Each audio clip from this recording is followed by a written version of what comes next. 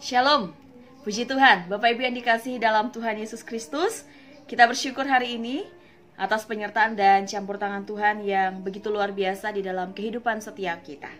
Kita ada semua karena anugerah Tuhan, dan kita percaya karena semua ini adalah milik Tuhan, semua karena anugerah Tuhan, sehingga selayaknya lah kita kembalikan semua untuk kemuliaan bagi nama Tuhan. Bapak Ibu yang dikasihi dalam Tuhan Yesus Kristus, kita akan belajar kebenaran firman Tuhan bersama-sama pada malam hari ini. Namun sebelumnya, kita minta pimpinan Tuhan di dalam doa. Mari saya pimpin kita dalam doa. Kami bersyukur ya Tuhan, Engkau baik bagi kami, hari-hari waktu yang boleh kami lalui, semua mengingatkan kami bahwa kami tidak bisa hidup jauh dari Tuhan. Kami manusia yang terbatas, sehingga kami butuh Tuhan untuk terus menaungi kami dengan kasih setia-Mu. Ini kami ya Bapa, kami mohon pimpinan Tuhan dalam jam pemberitaan firman Tuhan pada malam hari ini. Berbicaralah kepada kami karena kami siap mendengarkan Engkau. Dalam nama Yesus, kami berdoa dan mengucap syukur kepada Bapa di sorga. Haleluya, amin. Puji Tuhan, Bapak Ibu yang dikasihi dalam Tuhan Yesus Kristus, satu kebenaran firman Tuhan yang akan kita pelajari bersama pada malam hari ini terambil di dalam Surat Yakobus pasalnya yang kedua, ayatnya yang ke-14 sampai dengan ayatnya yang ke-26. Yakobus pasalnya yang kedua, ayat 14 sampai dengan ayatnya yang ke-26. Kita akan pelajari bagian itu secara keseluruhan dari ayatnya yang ke-14 sampai dengan ayatnya yang ke-26. Saya akan bacakan buat kita, Bapak Ibu boleh menyimaknya di rumah masing-masing. Iman tanpa perbuatan pada hakikatnya adalah mati. Saya mulai dari ayatnya yang ke-14. Apakah gunanya, saudara-saudaraku, jika seorang mengatakan bahwa ia mempunyai iman, padahal ia tidak mempunyai perbuatan? Dapatkah iman itu menyelamatkan dia? Jika seorang saudara atau saudari tidak mempunyai pakaian dan kekurangan makanan sehari-hari, dan seorang dari antara kamu berkata, "Selamat jalan, kenakanlah kain panas dan makanlah sampai kenyang," tetapi ia tidak memberikan kepadanya apa yang perlu bagi tubuhnya, apakah gunanya itu? Demikian juga halnya dengan iman. Jika iman itu tidak disertai perbuatan, maka iman itu pada hakikatnya adalah mati. Tetapi mungkin ada orang berkata, "Padamu ada iman dan padaku ada perbuatan." Aku akan menjawab dia, "Tunjukkanlah kepadaku imanmu itu tanpa perbuatan, dan aku akan menunjukkan kepadamu imanku dari perbuatan-perbuatanku." Engkau percaya bahwa hanya ada satu Allah saja? Itu baik. Tetapi setan-setan pun juga percaya akan hal itu, dan mereka gemetar. Hai manusia yang bebal, maukah engkau mengakui sekarang bahwa iman tanpa perbuatan adalah iman yang kosong? Bukankah Abraham, bapa kita, dibenarkan karena perbuatan-perbuatannya ketika ia mempersembahkan Ishak anaknya di atas mezbah? Kamu lihat bahwa iman bekerja sama dengan perbuatan-perbuatan, dan oleh perbuatan-perbuatan itu iman menjadi sempurna. Dengan jalan demikian genaplah nas yang mengatakan, "Lalu percayalah Abraham kepada Allah, maka Allah memperhitungkan hal itu kepadanya sebagai kebenaran." Karena itu Abraham disebut sahabat Allah. Jadi kamu lihat bahwa manusia dibenarkan karena perbuatan-perbuatannya dan bukan hanya karena iman. Ayat 25. Dan bukankah demikian juga Rahab, pelacur itu dibenarkan karena perbuatan-perbuatannya ketika ia menyembunyikan orang-orang yang disuruh itu di dalam rumahnya, lalu menolong mereka lolos melalui jalan yang lain. Ayat 26, ayatnya yang terakhir. Sebab seperti tubuh tanpa roh adalah mati, demikian jugalah iman tanpa perbuatan adalah mati. Bapak Ibu yang dikasihi dalam Tuhan Yesus Kristus, hari ini saya akan membawa kita belajar bersama-sama di bawah satu tema, di mana ada iman, di situ ada perbuatan. Saya ulangi tema kita hari ini, di mana ada iman, di situ ada perbuatan. Saya memulai kebenaran firman Tuhan, pembelajaran firman Tuhan hari ini dengan satu cerita. Ada seorang nelayan yang diperkirakan telah hilang karena kapal yang dia tumpangi ketika dia mau mencari ikan di laut, kemudian kapal itu tenggelam karena suatu badai. Namun ternyata nelayan itu berhasil diselamatkan oleh sebuah kapal. Kemudian seorang wartawan mewawancarai sang nelayan tersebut. Si wartawan kemudian bertanya, apakah Anda ketakutan di luar sana? Ketika Anda sendirian, Anda dingin, Anda merasa kedinginan, bahkan Anda basah. Apakah Anda ketakutan? Si nelayan itu kemudian menjawab, ya, saya ketakutan. Lalu si wartawan melanjutkan, apa yang Anda lakukan di laut selama berjam-jam yang menakutkan itu? Berdoa, jawab si nelayan itu. Berdoa? Anda berdoa tentang apa? Kejar sang wartawan. Ya, tentu saja saya mendoakan apa yang bisa saya doakan. Jika memang Tuhan memberikan saya kesempatan untuk hidup, maka saya pasti akan selamat. Kalaupun tidak, saya pasti tetap bersyukur. Dan Anda percaya Tuhan akan menyelamatkan Anda? Tanya si wartawan lagi. Ya, kata si nelayan itu. Oh, kenyataannya memang Tuhan menyelamatkan Anda ya? Oh ya Pak, apakah hanya berdoa yang Anda lakukan? Tanya wartawan itu lagi. Mendengar pertanyaan-pertanyaan tersebut, kemudian si nelayan akhirnya merasa bosan. Dan kemudian si nelayan pun menjawab, hanya orang bodoh yang hanya berdoa tanpa berusaha. Tentu saja saya berteriak-teriak. Saya memanfaatkan barang-barang yang masih tersisa di perahu untuk menarik perhatian kapal yang lewat. Kalau saya hanya berdoa, atau kalau saya hanya mendoakan apa yang sebenarnya bisa saya lakukan, tapi tidak berusaha melakukan apa yang saya doakan, mungkin saya tidak akan berada di sini sekarang. Bapak, Ibu, adik-adik, saudara-saudaraku sekalian yang dikasihi dalam Tuhan Yesus Kristus, dari cerita di atas, nampak bahwa iman dan perbuatan seharusnya berjalan setara dan sejalan. Orang Kristen mengaku bahwa mereka beriman. Mereka mengaku bahwa dirinya adalah seorang percaya atau orang Kristen. Namun, itu hanya di mulut saja.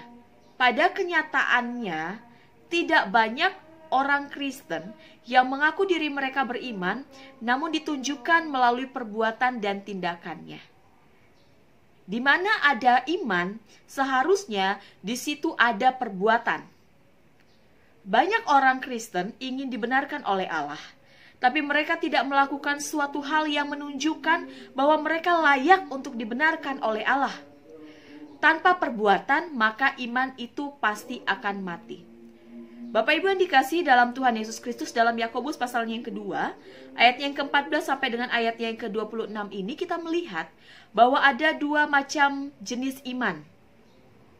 Yang pertama, iman yang mati. Dalam ayatnya yang ke-17, mari kita lihat bersama-sama. Di situ dikatakan, demikian juga halnya dengan iman. Jika iman itu tidak disertai perbuatan, maka iman itu pada hakikatnya adalah mati.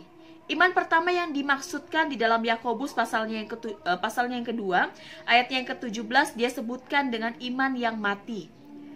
Dalam hal ini Yakobus mengatakan dengan jelas bahwa iman yang mati adalah iman yang tidak berbuahkan perbuatan yang nyata, atau iman yang mati adalah iman yang tidak disertai dengan perbuatan yang nyata.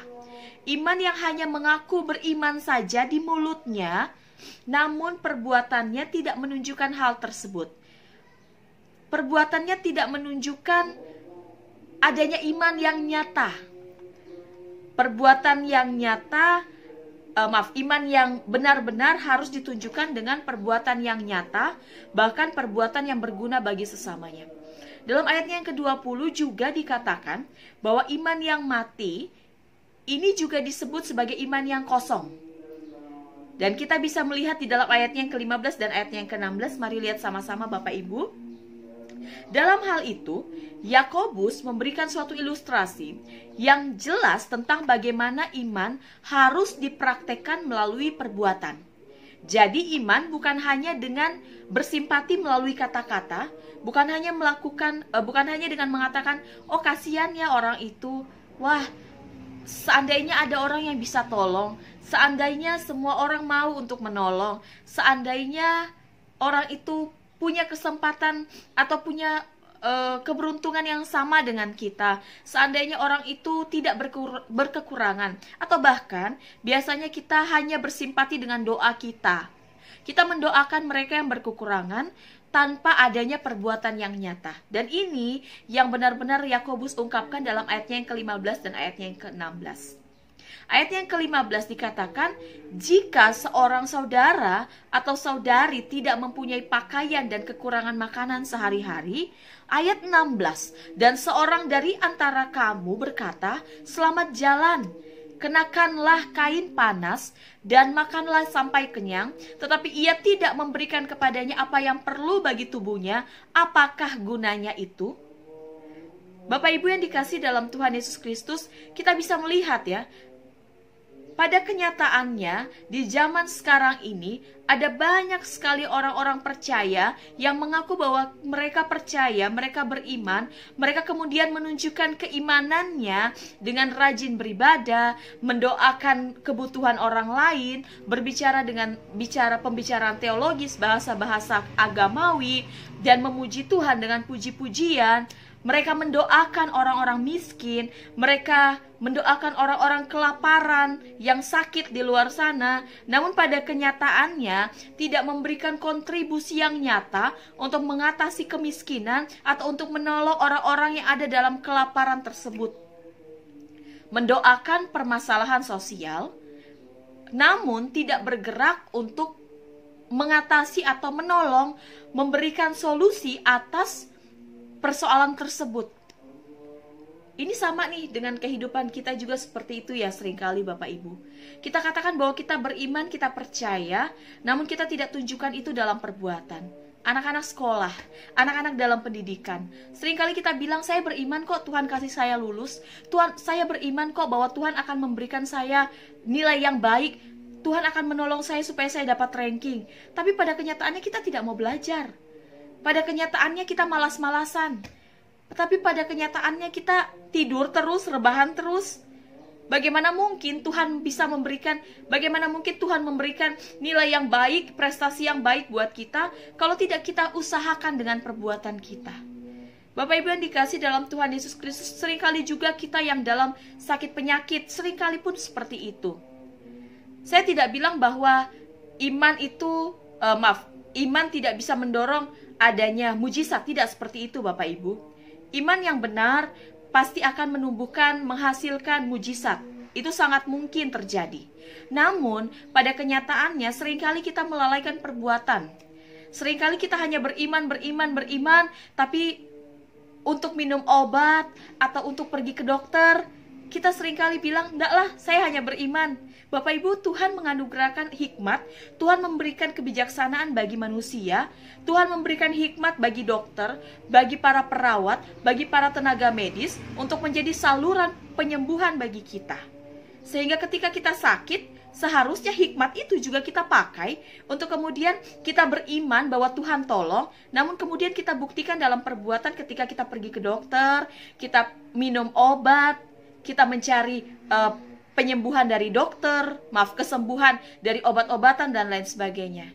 Dan artinya bukan kita mencari kesembuhan dari orang-orang pintar ya Bapak Ibu, kan seperti itu. Tapi betul-betul kita tahu bahwa hanya Tuhan Yesus yang kita percaya, dan kita percaya juga bahwa dokter dan tenaga medis itu dipakai oleh Tuhan untuk kemudian menjadi saluran kesembuhan bagi kita.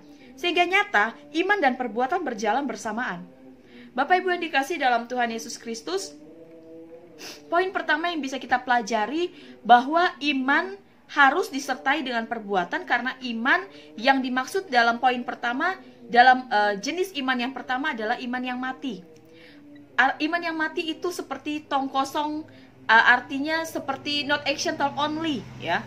Iman yang hanya berkata-kata saja tapi tidak dibuktikan dalam perbuatan. Tidak ada bukti nyata dari perbuatan itu. Bapak Ibu, ini poin pertama yang bisa kita pelajari. Yakobus mengungkapkan kita bahwa ada ternyata iman yang mati loh. Iman yang hanya berkata-kata saja, iman yang hanya berdoa, berkasihan terhadap orang lain, tapi tidak ditunjukkan dalam perbuatan yang nyata kepada orang lain. Yang kedua Bapak Ibu, tipe iman yang kedua. Iman yang tidak mati ini yang seharusnya dimiliki oleh setiap kehidupan orang percaya, setiap keimanan orang percaya. Iman yang bagaimana yang disebut dengan iman yang tidak mati? Iman ini adalah iman yang berbuahkan perbuatan. Iman yang hidup atau iman yang nyata serta dikehendaki oleh Tuhan adalah iman yang ditunjukkan dengan perbuatan yang nyata. Dengan iman yang seperti inilah kita akan beroleh pembenaran dari Allah. Dalam hal ini, Yakobus mengambil dua tokoh dalam Perjanjian Lama, contoh bagi kita tentang iman yang nyata. Yang pertama, Abraham yang mempersembahkan Ishak dan Rahab yang menyelamatkan dua orang suruhan Yosua. Dua contoh ini merupakan gambaran bahwa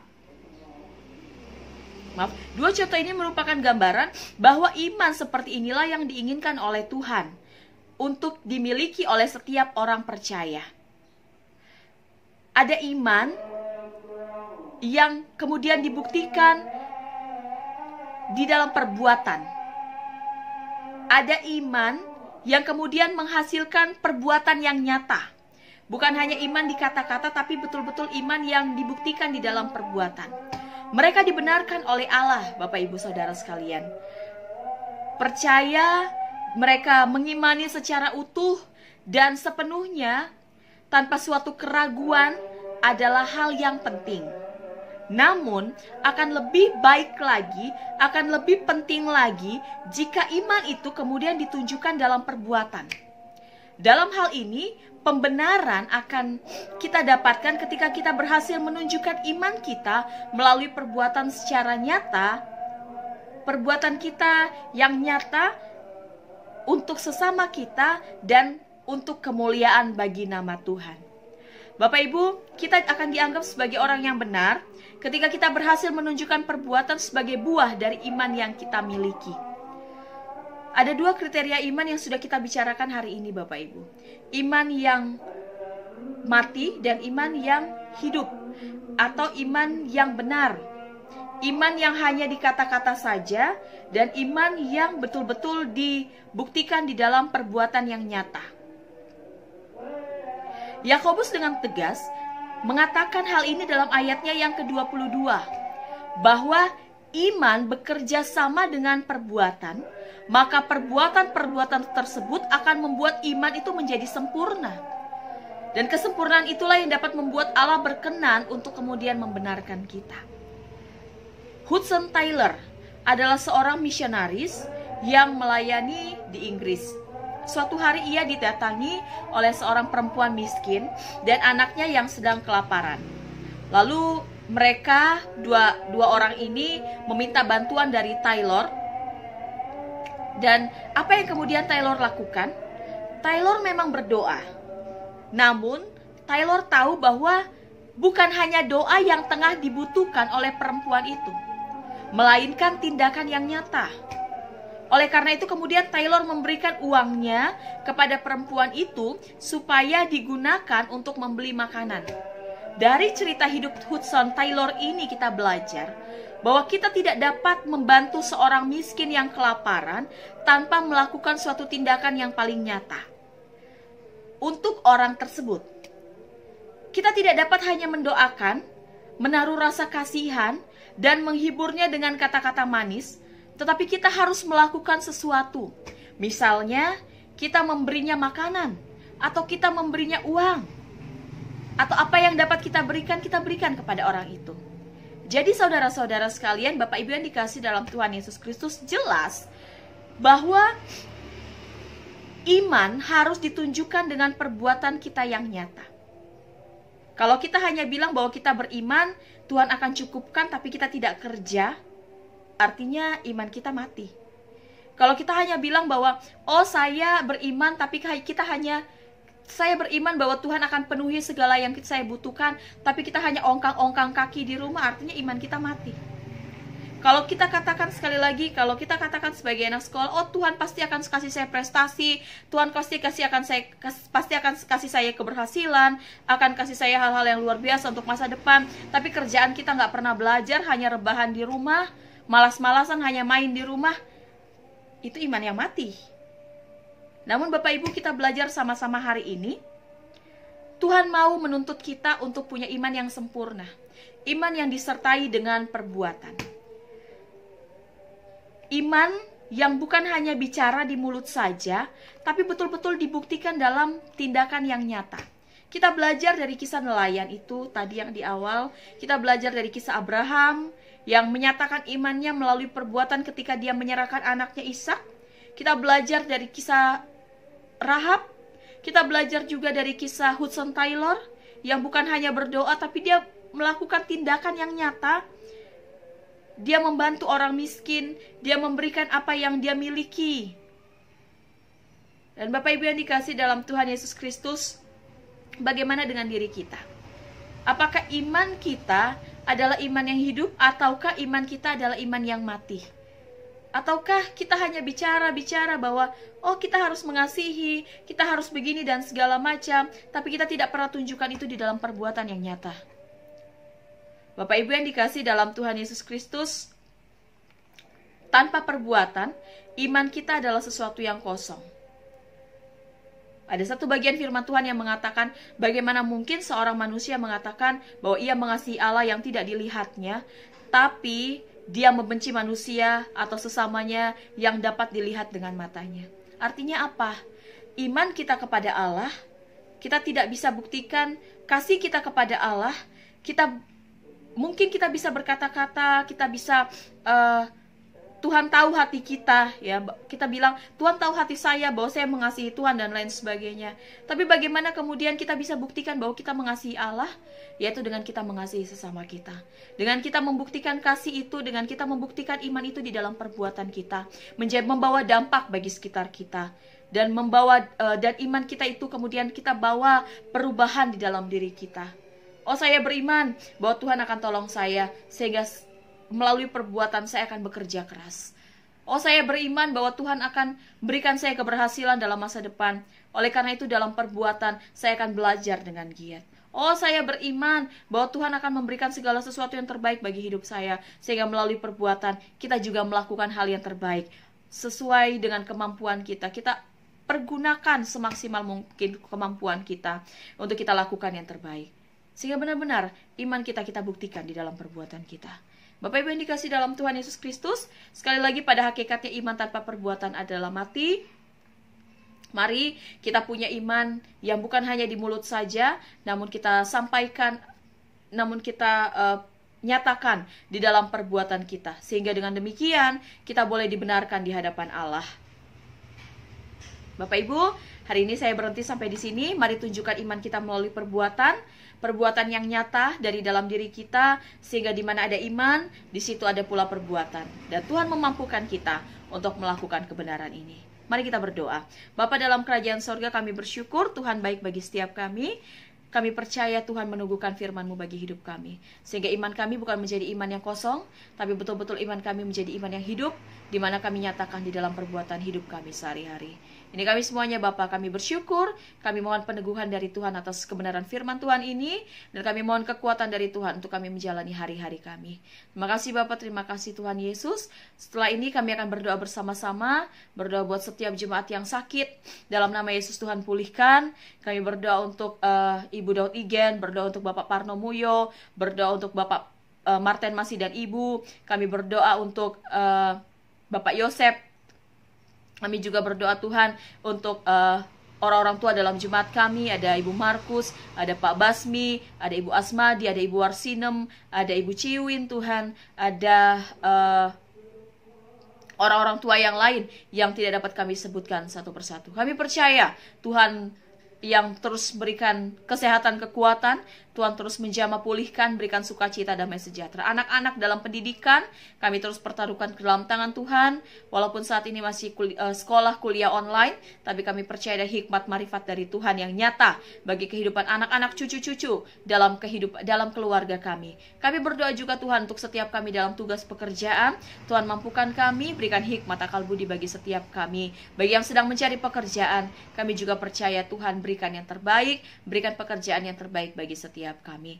Terima kasih Tuhan Yesus, terima kasih ya Bapak, ini kami semuanya, kami pertaruhkan hidup kami pertaruhkan diri kami seutuhnya ke dalam tangan Tuhan yang berulang tahun minggu ini, bahkan bulan ini. Kami bersyukur untuk kebaikan Tuhan. Kami percaya juga Tuhan terus menambahkan hikmat dan ada pertolongan Tuhan di tahun-tahun berikutnya. Tuhan terus menaungi mereka dengan kasih setia yang melimpah. Terima kasih Bapak bagi yang sedang dalam pergumulan masalah. Kami terus percaya juga jalan keluar berkat Tuhan nyata bagi setiap kami. Apa yang kami butuhkan Tuhan cukupkan, apa yang kami butuhkan, apa yang kami lakukan Tuhan yang akan berkati sehingga semuanya berhasil dalam naungan campur tangan Tuhan. Dalam nama Yesus kami berdoa, menyerahkan kelanjutan ibadah ini ke dalam tangan Tuhan, setiap pribadi lepas pribadi kami. Haleluya. Amin. Puji Tuhan, Bapak Ibu yang dikasih dalam Tuhan Yesus Kristus, saya berterima kasih untuk waktunya hari ini, dan saya percaya setiap kebenaran firman Tuhan hari ini menguatkan setiap kita. Tuhan Yesus memberkati setiap kita. Shalom.